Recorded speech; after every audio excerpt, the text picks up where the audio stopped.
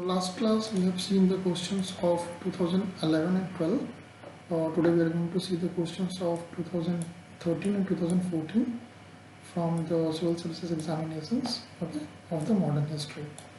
So let's see the questions of 2013 and 2014. Okay, so the first question from the 2013 is, with the reference to Indian history, the member of Constituent Assembly from the provinces were directly elected by the people of those provinces, nominated by Indian National Congress and the Muslim League, elected by provincial legislative assemblies, selected by the government of their expertise in the constitutional matters. Okay, this is actually C. Okay, so those are the member of Constituent Assembly. They were actually elected by the provinces legislative assemblies. Okay, उस time पे हमारा election होता था provinces में और वहाँ से वो इलेक्टेड होते थे. ओके, जैसे राजा रजवाड़े होते थे उनको नॉमिनेट किया गया था, but most of the members were elected. The members of the constituent assemblies were elected indirectly by the members of the individual provincial legislative assemblies. Next, the demand for the peasant movement in Bengal was for the reduction of share of the landlord from 1/2 of the crop to 1/3, the grant of ownership of the land to the peasant as they were actually cultivated of the land, the uprooting of jamindari system, and the end of serfdom. And last one, writing of all peasant debt. Okay, so this was actually due to the reduction of share of landlords from 1/2 of the crop to 1/3. Okay, so this is the answer. The Tibhaga movement is a peasant movement in the history of Bengal in India. It was a movement of the peasants who demanded 2/3 share of their produce for themselves and 1/3 share for the landlord. ठीक है, तो वो ये बोल रहे थे 2/3 हमारा होना चाहिए, 1/3 अपना होना चाहिए, बट वो लोगों ने क्या किया था,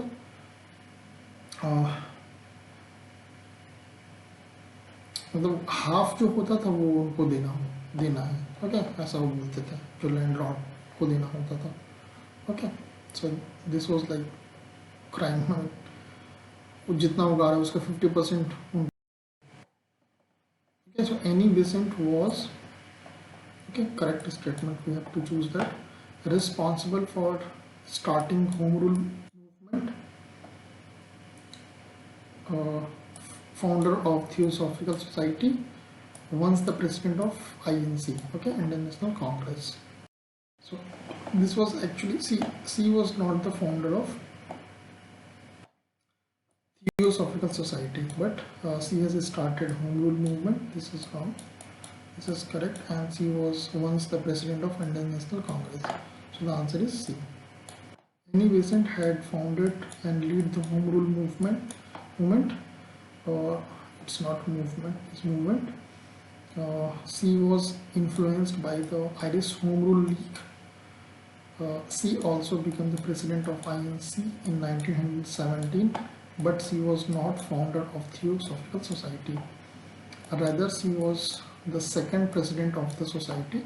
The founder was Henry Still Alcott. Okay, he was the person who has established,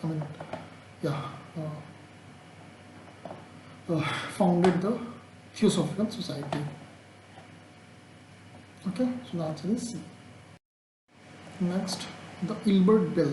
Okay, Ilbert Bill controversy was related to imposition of certain restriction to carry arms by the Indians, imposition of restriction on newspaper and magazine published in Indian language, removal of disqualification imposed on Indian magistrate, with regards to the trial of European removal of duties on imported cotton cloth.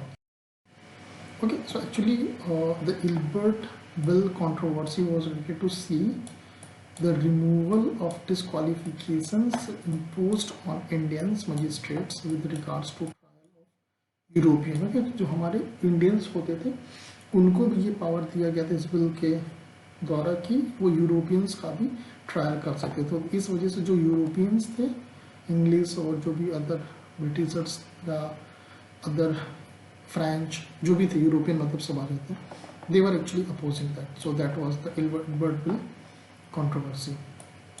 Okay, so the Ilbert bill exempted British subjects from trial by Indian magistrate, and the case involving death or transparency, they could only be trial by High Court. Okay, this proposal provoked furious protest by the Indians.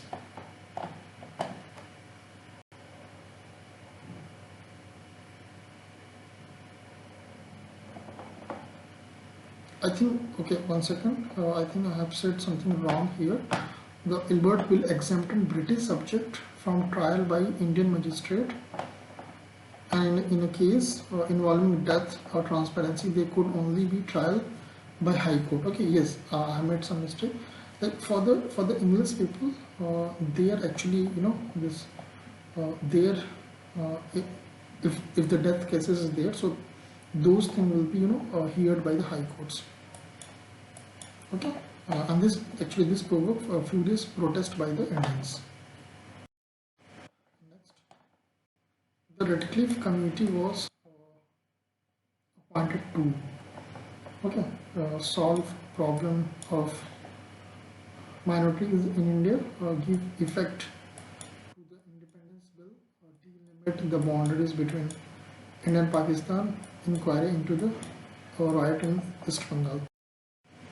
So the Radcliffe Committee is related to the delimit the boundaries between India and Pakistan. See how I remember, जैसे हमारे India और पाकिस्तान के बीच पांच बार लड़ाइयाँ हुई हैं, लड़ाई हुई तो यू नो हमारे सोल्जर्स के ब्लड भी वहाँ पे निकले होंगे, तो ब्लड रेड होता है. Just to remember, is not like कुछ भी हमारा उससे लेना देना नहीं है. इस वजह से it is Radcliffe line, it is line between India and Pakistan. That's it. Okay, so the answer is C. So the Radcliffe line is boundary demarcation line between India and Pakistan upon partition of India. The Radcliffe line was named after its architect Sir Creel Radcliffe. Next, the partition of Bengal made by Lord Curzon in 1905 lasted until the First World War, when the Indian troops were needed by British, and the partition was ended. Okay.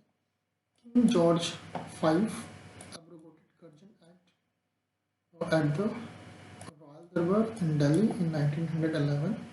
Gandhiji launched his civil disobedience movement, the partition of India in 1947, when the East Bengal became East Pakistan. Okay, I think D will not be the answer. So it is actually B. It was the King George V abrogated Curzon Act at the Royal Darbar in Delhi in 1911. Okay.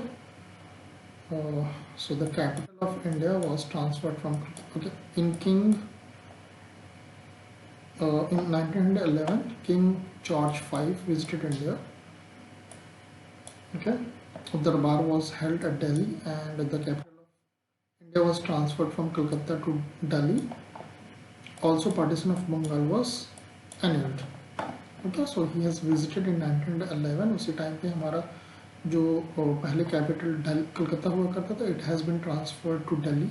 And that time also this partition of Bengal has been annulled by the King George V, which was done by the Lord Curzon in 1905.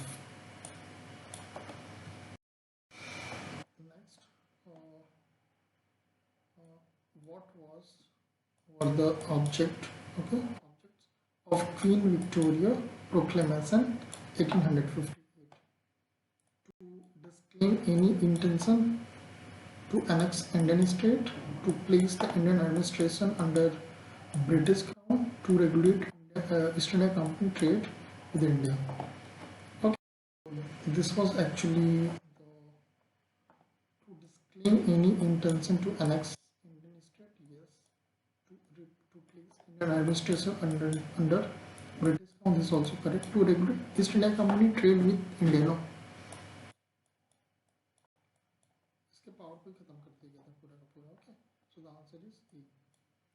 The objects of Queen Victoria Proclamation 1858 were to disclaim any intention to annex Indian state, as the announcement reversed Lord Dalhousie pre-war